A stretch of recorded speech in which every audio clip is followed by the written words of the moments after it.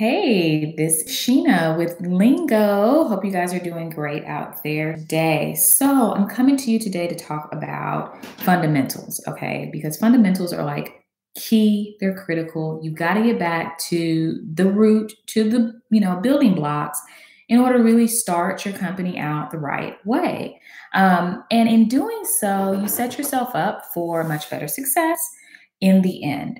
So, fundamentals. I mean, the three letters starting this word make up the word fun. So you can really make starting your business fun if you just get back to these three things. The F in fun is for function. So function basically is the processes, you're looking at the processes, looking at the procedures, writing down your steps from A to B to C all the way to Z. But you're making sure that you're identifying how it is that you're going to get your clients in, the process of working with those clients, and then ending that particular um, job, that particular project. Okay. Management, is there going to be a level of management over the company? And if so, what does that look like? Are you going to be managing staff? And if so, what does that look like? So, really, it's looking at the function of all the areas of management within your company. Oversight. A lot of nonprofits have boards, and those boards act as the oversight body. So basically, they're responsible for making sure that the director and any of the staff are doing what they're supposed to be doing according to the bylaws and charter and so on and so forth. But even with that, you have to make sure that you understand what that body, what those board members are actually going to have control to do. And that's critical. And in order to understand that, you've got to look at the function, the overall function of that body. Um, Basic requirements to even be in business. Are there licenses, permits? Are you going to be required to set up a physical storefront? Are you able to do business online? Do you have to have both? Are you going to be required to purchase products from particular vendors or suppliers or whatever? So you have to look at the basic needs and requirements to even operate. And that's something that as business owners, especially small business owners, we don't all the time do. We kind of jump in feet first and don't really think about, oh gosh, that's going to be an added expense because I didn't consider that I was going to have to buy, these particular products from two different vendors and what it was going to cost. Okay. And then finally, you're going to have to look at staff. So if you're going to have staff, what are the requirements for that staff? What are their job titles going to be, their duties? What type of special skill sets do they have to have? Where are you going to find them? So all of those are things that you have to consider as you're looking at the total function of the business. So that's the F. It's pretty easy stuff. It's going to take you some time. You're going to have to sit down and write a lot of stuff out because, you have to put your thoughts on paper to figure out where you're going. But I can guarantee you that when you walk through those processes, you'll find out that there are things that you didn't really think about because they were just minor details. You have to have an understanding of everything, but I'm going to break out some key things that you should understand up front. One is going to be the purpose, your mission and your vision. I mean, if you don't know what your mission and your vision are, then you need to pump the brakes immediately because without knowing what your purpose is with this company, it's going to be very hard for you to create a brand, to sell it, to even attract clients, customers, consumers, because you don't even know what it is that you're doing. So at the very beginning, your mission and your vision need to be clearly identified and understood. And then whether or not there are any needs for your organization, for your company. I mean, nothing against people that, weave baskets underwater, but if there is no need, if there's no one out there buying it, then why would you open up a company that's providing that? If only because you want to. And that's your prerogative. But if you're in business to make money, if you're in business to make a change, whatever it is that your purpose is behind being in business, you have to understand if there is a need for that. Same thing with nonprofits. There are a lot of nonprofits out there. And I'm not knocking nonprofits. I love nonprofits, worked for one for many, many, many, many years. But you have to understand your space to even know if there is a need for that particular nonprofit in that area.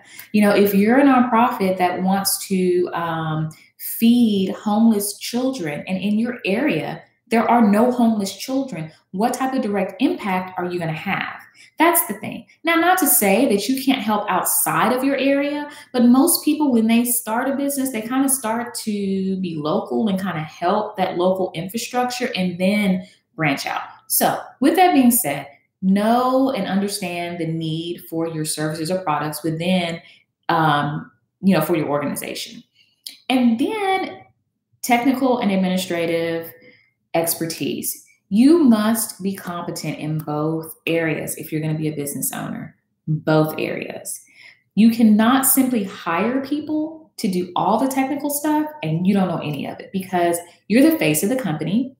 You are who I'm going to come to if I want to network with you, if I want to partner with you, and I need to know that you understand the technical capabilities of your company. And it's also not good for you if you have all the technical expertise to know absolutely nothing about the administrative or managerial part of your company.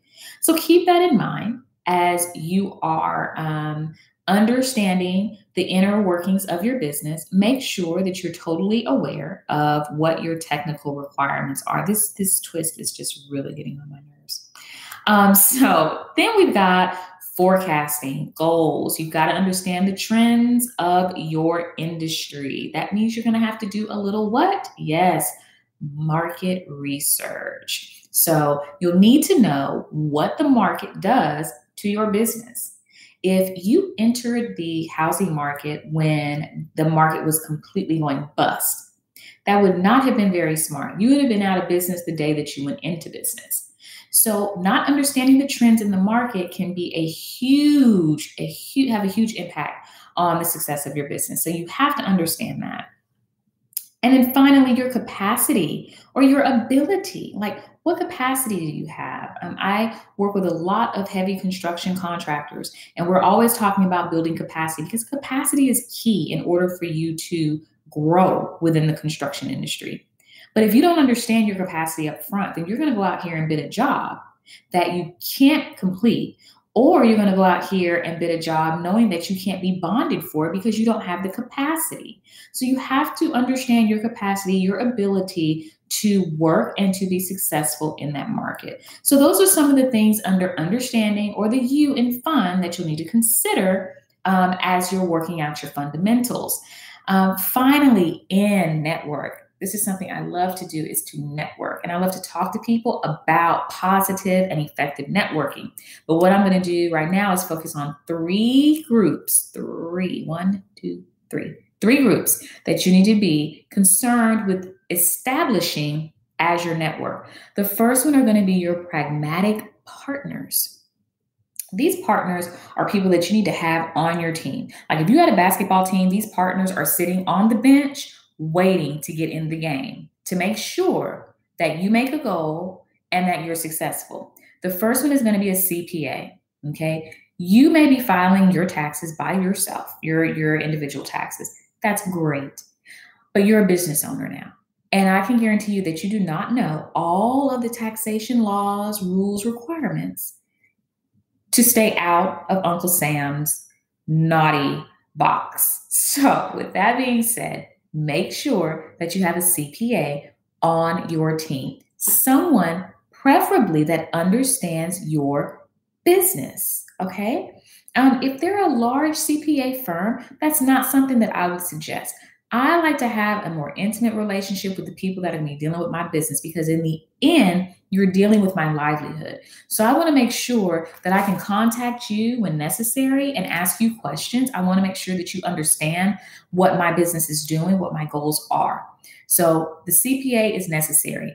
An attorney, a lawyer, you must have. Now, you might not be able to afford one, on retainer, and that's understandable, especially if you're starting out.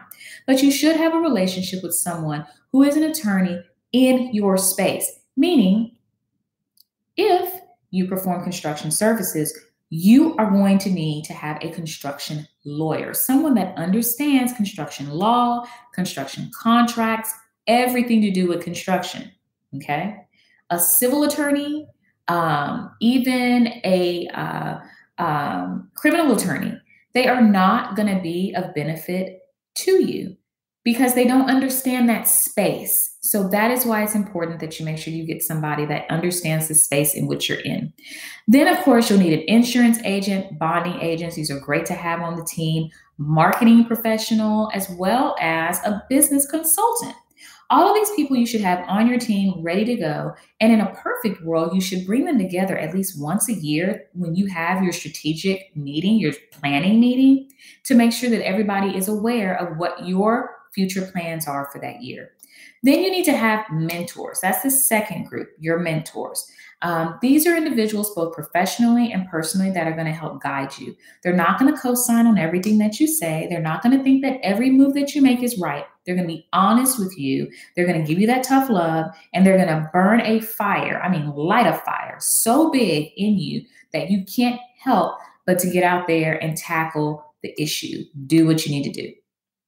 So that is key, is making sure that you have good mentors on your side. I can tell you that I have a girlfriend and I consider her my girlfriend mentor. And just last week I met with her and it was amazing because she lit a fire up under me. She helped me refocus my mind and put me back on the track I needed to be on. So you definitely need that. And encouragement is good because sometimes as a business owner, you're by yourself, especially if you're a sole proprietor. You really don't know who you can talk to because you don't want to share all of your thoughts and your ideas with people because that's a good way for them to run away from you. So it's good to have somebody in that space that can just kind of be there for you and help walk you through some of the things that you're having questions about. And then finally, SMEs, subject matter experts, technical folks in a space. You need to join groups, associations, so that you can meet your competimates. And I call them competimates because even though they are truly a competitor, they can help you through some of the tough times in your business because these individuals have probably been in the game for a while. They understand the trends. They understand the industry. They know what's coming down the pipeline. A lot of them probably have people in legislation that are helping to push and move your industry the way that it's going. So it's good to make sure that you use them as a resource and as a networking group. So what we have gone over are the FUN and fundamentals, your function, your understanding, and your network. These are 3 keys that will help you develop your business plan. So it's critical that you get back to the fundamentals, start from zero, work your way